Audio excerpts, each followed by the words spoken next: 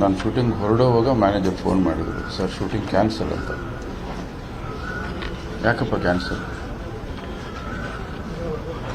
ದಿಲೀಪ್ ಅವ್ರು ಹೋಗ್ಬಿಟ್ರು ಅಂತ. ಯಾವ ದಿಲೀಪ್ ಸರ್? ನಮ್ಮ ದಿಲೀಪು ಸರ್. ಬೈದುಬಿಟ್ಟೆ ನಾನು, ಫೋನ್ ಇಟ್ಟೆ, ಬೈದುಬಿಟ್ಟು ಮತ್ತೆ ಫೋನ್ ಮಾಡಿದ್ರು. ಸರ್ ಅಪ್ಪವ್ರು ಹೋದಾಗ ಹೇಗೆ ನಾನು ನಂಬಲಿಲ್ವೋ, ಆಸ್ಪತ್ರೆಗೆ ಹೋಗಿ ಅವರ ಪಾರ್ಥಿವ ಶರೀರ ನೋಡಿದ ಮೇಲೆ ನನಗೆ ನಂಬಿಕೆ ಬಂತು.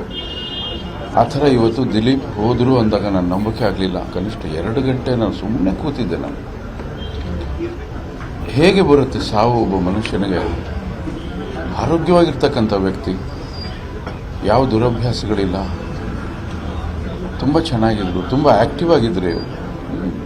ಸಾವು ಇಷ್ಟು ಸುಲಭವಾಗಿ ಬರುತ್ತಾ ಅಂತ ಗಾಬರಿ ಆಗೋಯ್ತು.